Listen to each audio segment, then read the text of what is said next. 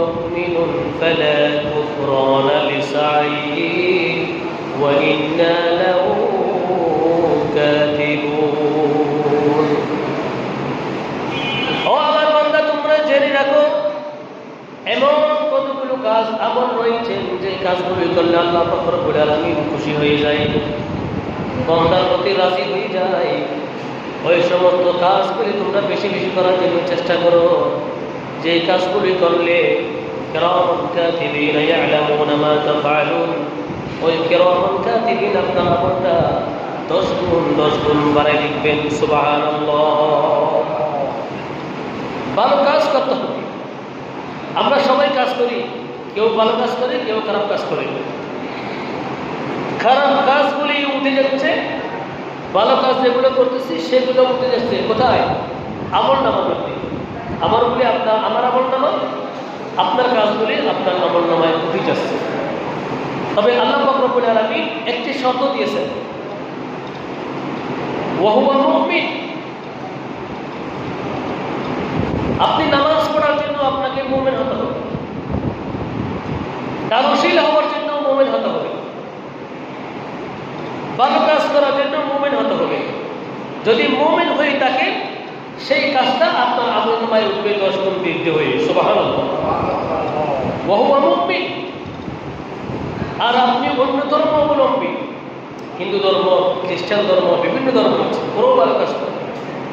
ওদের মধ্যে ওদের ধর্মটা ওদের কাছে সর্বশ্রেষ্ঠ।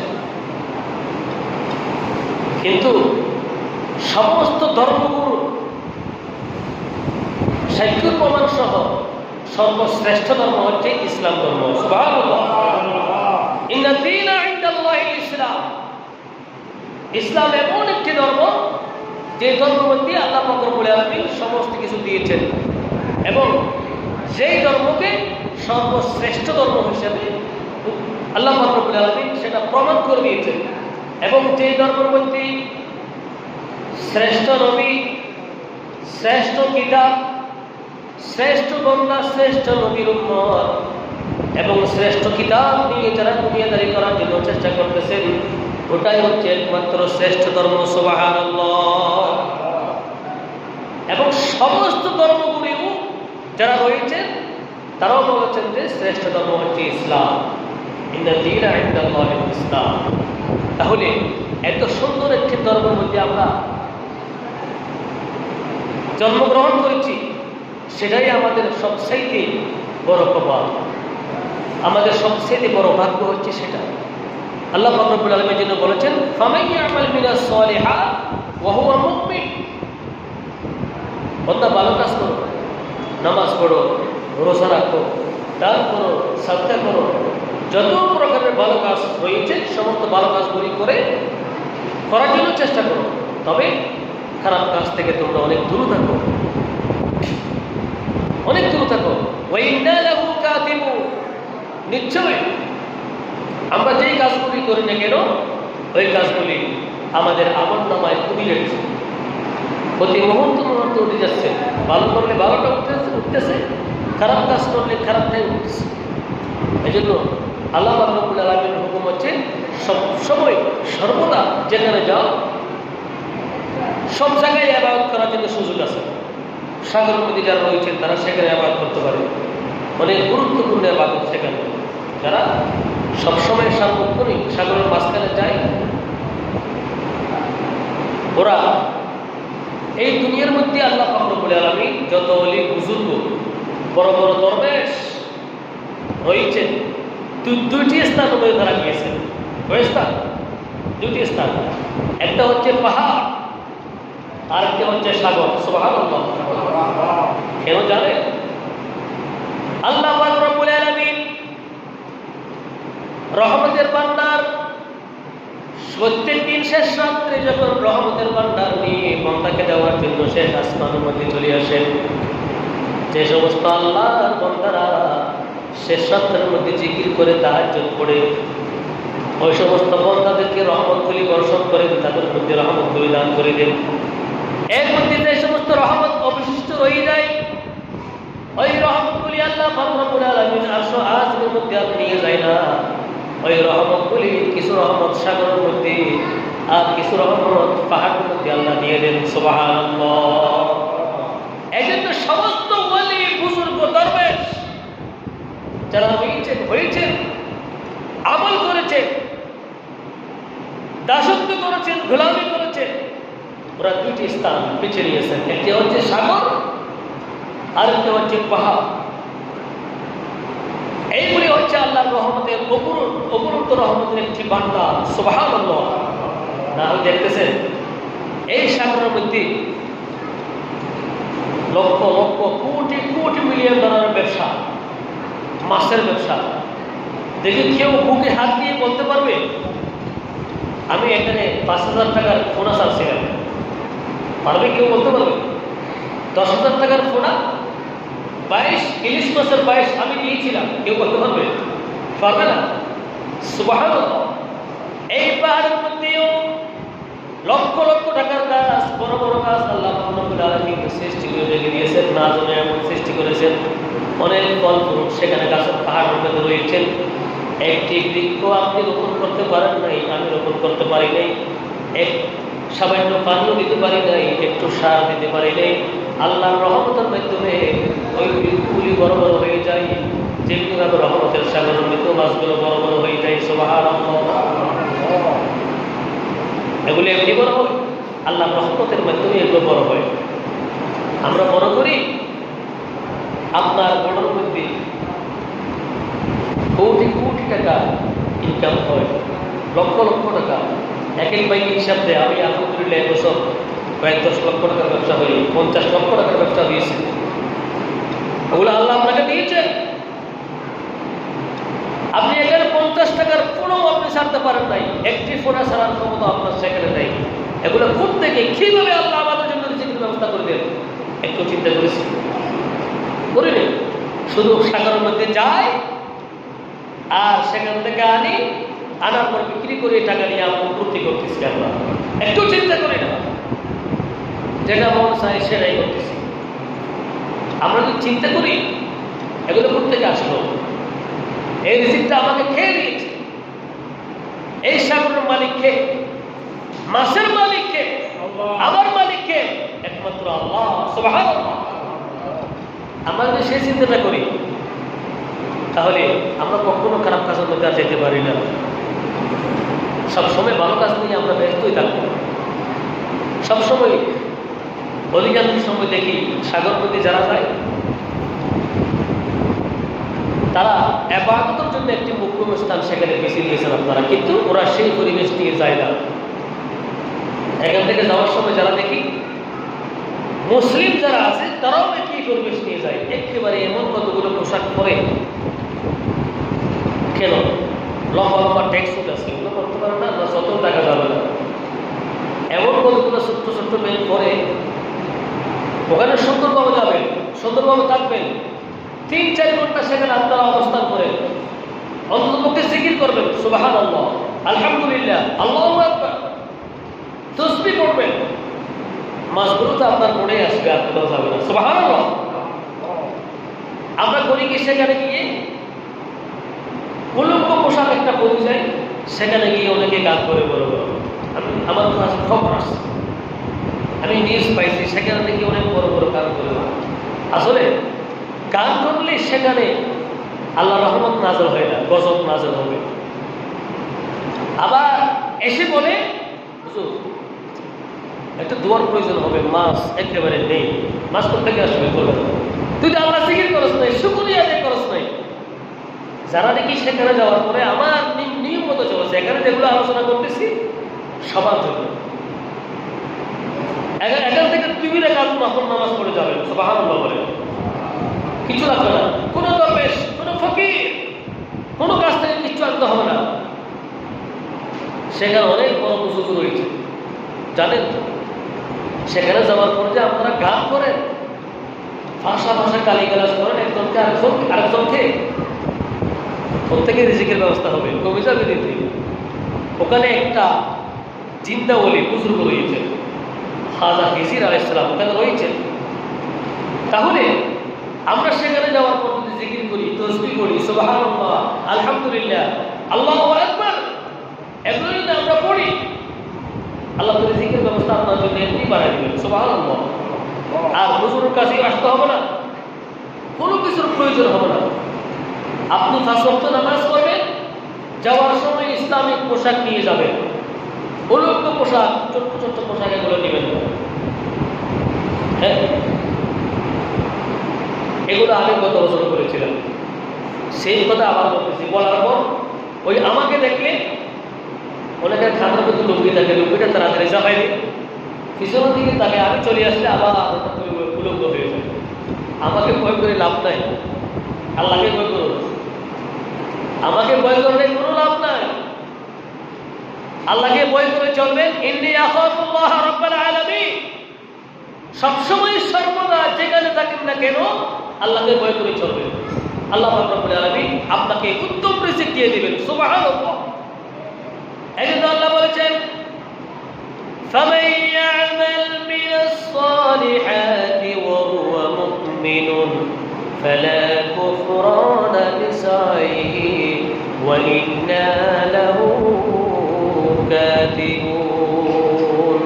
বান্দারে, তোমরা যেখানে থাকে না কেন, আমার জন্য যারা গোলামি করে, আমল করে, আমার বই যারা কোরআন তেলাওয়াত করবে, নামাজ পড়বে, জিকির করবে, তাসবিহ পড়বে, দুনিয়ার মধ্যে ফুলের মধ্যে পড়লেও আমি পেয়ে যাবো, সাগরের মাঝখানে গিয়ে পড়লেও আমি পেয়ে যাবো, পাহাড়ের উপর থেকে পড়লেও আমি পেয়ে যাবো। যেখান থেকে আমার বন্দা ডাক দিবে আল্লাহ, সেখান থেকে আমি শুনতে পাবো। আমার সেই বন্দার সমস্ত রিজিকের ব্যবস্থা আমি করে দেবো। সুবহানাল্লাহ। এবং সেই আমলটা ফালা কুফরানা লিসাইহি ওয়া ইন্না লাহু কাতিবুন। আপনার আমল নামে সাথে সাথে উঠে যাবে, এমবিএম করা 10 গুণ বাড়তি হয়ে উঠবে। একটা আমল করেছেন, 10টা নেকি আল্লাহ দিয়ে দেন। সুবহানাল্লাহ। তাহলে আল্লাহ আমাদের জন্য এত কিছু করেছে, আর আমরা সেই আল্লাহর জন্য একটু গোলামি করতে পারি না। সবসময় আল্লাহর নিয়ামতগুলো ভোগ করি, কিন্তু নাফরমানি করি কার সাথে? আল্লাহর সাথে। আল্লাহ রাব্বুল আলামিন তাদের সম্পর্কে বলেছেন, ওয়া মান ইয়াবতাগি গায়রাল ইসলামি দীনান ফালান ইউকবালা মিনহু ওয়া হুয়া ফিল আখিরাতি মিনাল খাসিরিন। যারা ইসলাম ধর্মের মধ্যে জন্মগ্রহণ করার পরে সেই ইসলামকে অমান্য করেছে, অস্বীকার করেছে, নামাজ না পড়লে কি হয়? কি হয়? গুনাহ হয়। নামাজ না পড়লে কি হয়? গুনাহ হয়। সেটা আমরা জানি, জানার পরেও পড়ি নেই। শরীয়ত মতো না চললে গুনাহ হবে, সেটা জানার পরেও আমি চলি নেই। আর জানার পর যেটা আমরা করি না, না করা মানে তো অস্বীকার করা। তাহলে আপনি মুসলমান হওয়ার পরেও অমুসলিমদের মতো আপনার চলাফেরা। ওরাও নামাজ পড়ে না, আমিও নামাজ পড়ি না, তাহলে সমান সমান হয়ে গেলাম, আর এখানে কোনো ভেদাভেদ নেই। এই জন্য আল্লাহ বলেছেন, ওয়া মান ইয়াবতাগি গায়রাল ইসলামি দীনান। যারা ইসলাম ধর্মের মধ্যে জন্মগ্রহণ করার পরেও এই দিন ইসলামকে চিনতে পারে না, আমল করতে পারে নাই, ধরে রাখতে পারে নাই, ওয়া হুয়া ফিল আখিরাতি মিনাল খাসিরিন।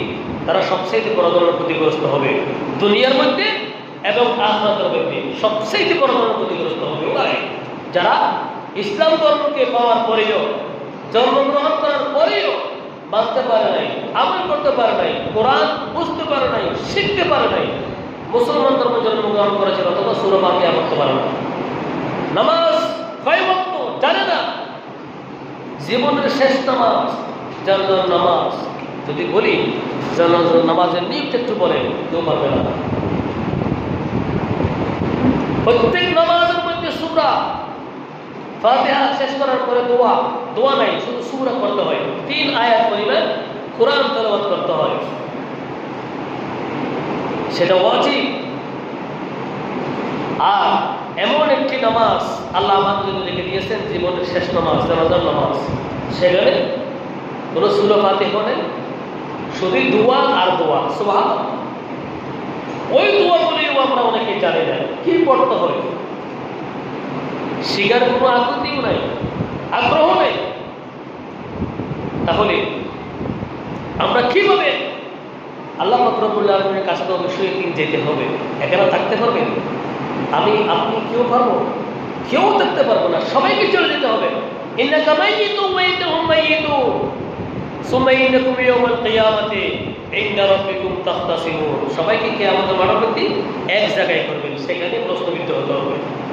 বন্দারে, দুনিয়ার মধ্যে তো অনেক বছর ছিলাম, 70 বছর 80 বছর ছিলাম, সমস্ত নিয়ামতগুলি ভোগ করেছিলাম, সুন্দর শরীর দিয়েছিলাম, মানুষকে রূপ দেখাইছি, সুন্দর কণ্ঠ দিয়েছিলাম, এই কণ্ঠ দিয়ে কোরআন তেলাওয়াত করা নেই, নাচ গান করেছি, বিবাহ বুদ্ধি দিয়েছিলাম, ভালো পথের মধ্যে ইসলামিক উপন্যাস নিয়ে, সমাজ নিয়ে, মসজিদ নিয়ে, মাদ্রাসা নিয়ে, কোরআন হাদিস নিয়ে কখনো রিসার্চ করো কি করেছে? এই জবাব কিন্তু, এই প্রশ্ন যখন করবেন, একটু জবাব আমরা দিতে পারবো না আল্লাহর কাছে। তাহলে আমরা কি করতেছি? এখনো পর্যন্ত আল্লাহর নিয়ামত ছাড়া একটি সেকেন্ড আমরা চলতে পারি না। দেখি, 1 সেকেন্ডের জন্য আপনার নিঃশ্বাস বন্ধ করুন, বাঁচবেন? বাঁচবেন না। এটা কার নিয়ামত? নিয়ামতটা কার? আল্লাহ।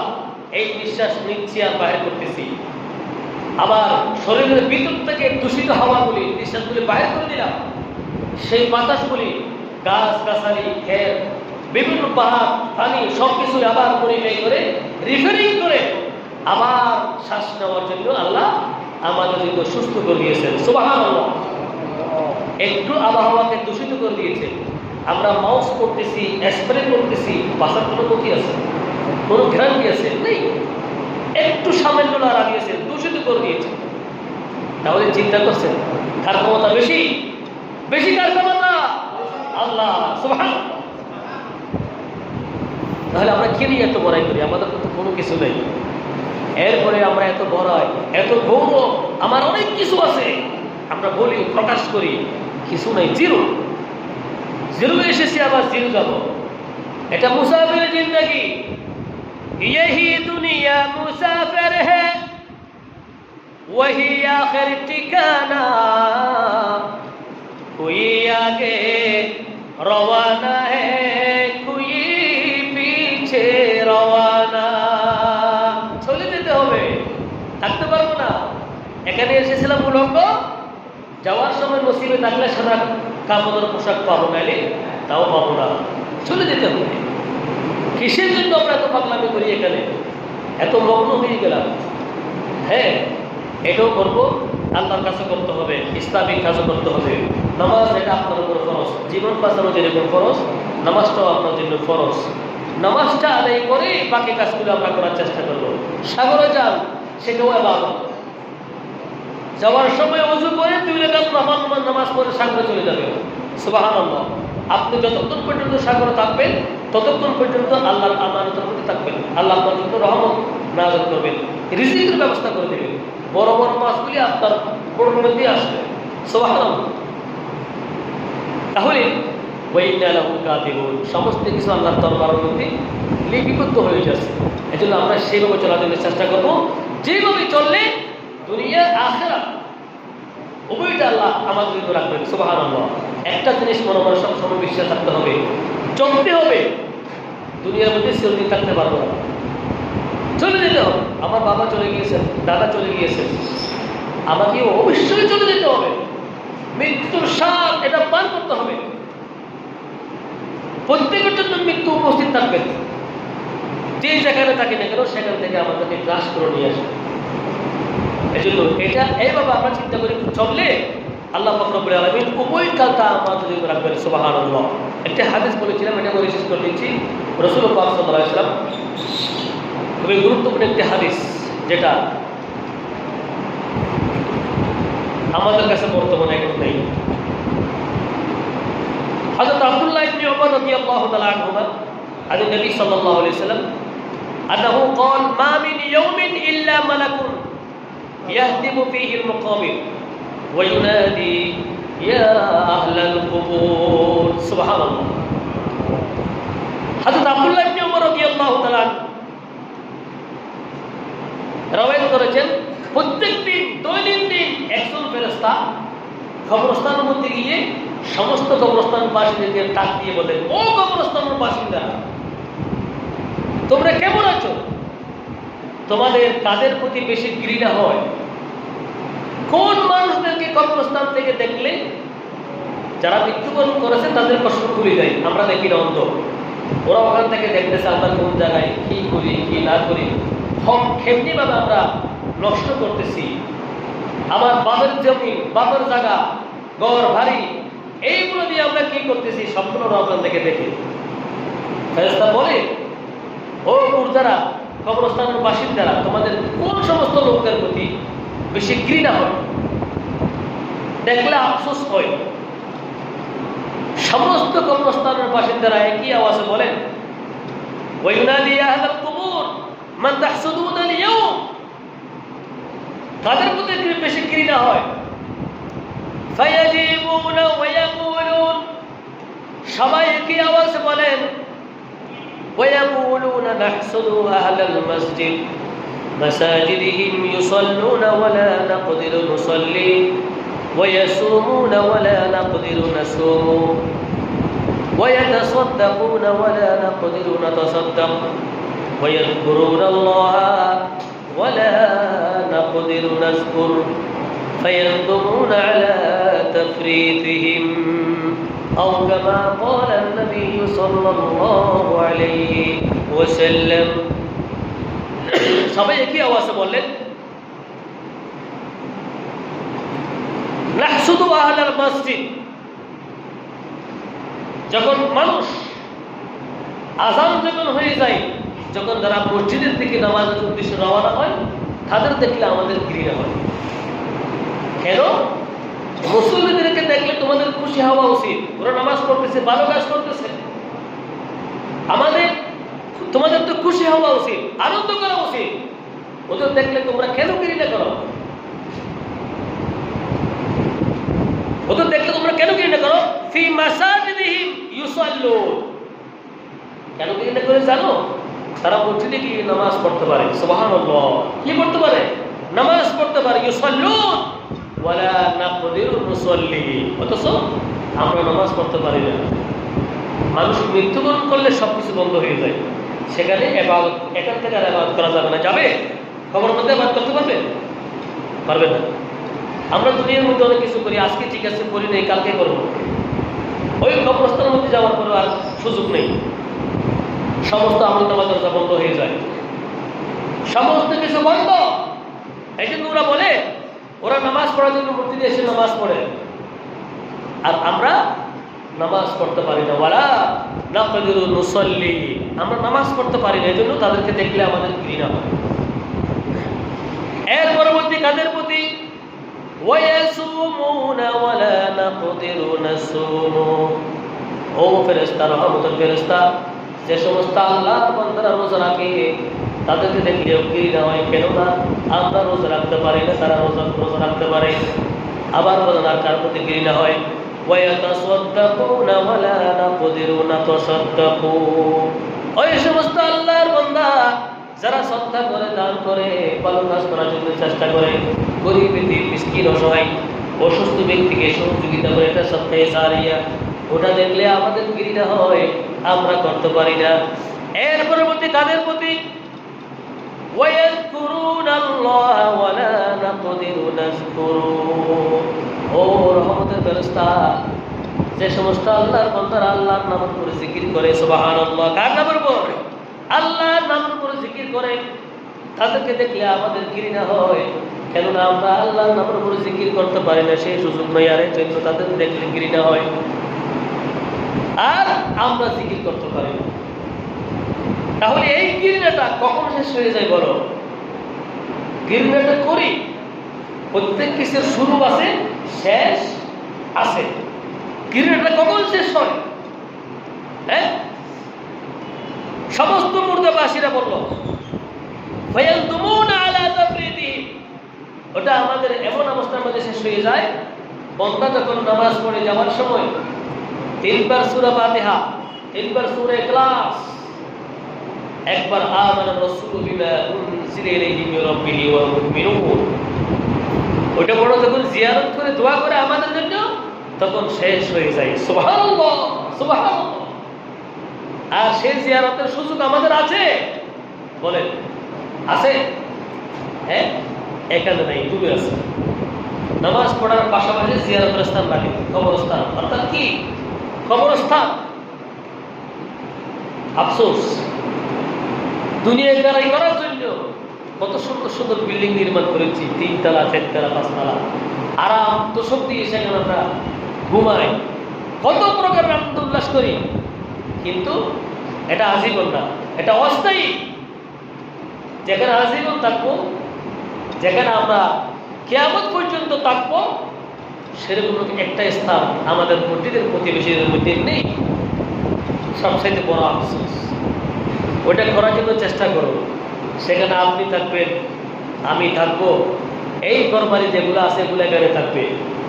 এগুলোর মধ্যে আপনাকে আমাকে রাখবে না, মৃত্যুবরণ করার সাথে সাথে সেখান থেকে বাহির করে দিবে। এই জন্য যেখানে আজীবন না, শুধু কিয়ামত পর্যন্ত থাকবো, সেরকম একটা ঘরের স্থান, জায়গার স্থান অতি সত্তর মধ্যে আপনারা চেষ্টা করুন। আমরা দোয়া করি, চেষ্টা করি, হ্যাঁ, আল্লাহ পাক রব্বুল আলামিন যেন আমাদেরকে সেরকম একটা কবরস্থান স্থান এবং ঘর, কবরস্থানের জন্য একটা জায়গা নির্মাণ করে দেন, ব্যবস্থা করে দেন। এই জন্য প্রত্যেকে আশা করবেন, দোয়া করবেন। এই ঘৃণার কথা বললাম, কবরস্থান এর মুর্দাদের কাদের প্রতি ঘৃণা হয়? ঘৃণাটা শুরু হয় এবং শেষও হয়। শেষ কখন হয়? নামাজের পর যখন জিয়ারত করে, জিয়ারতের পর যখন দোয়া করা হয়, রব্বির হামহুমা কামা রাব্বায়ানি সগীরা, প্রত্যেক দিন যখন দোয়া করা হয় তখন ঘৃণাটা শেষ হয়ে যায়।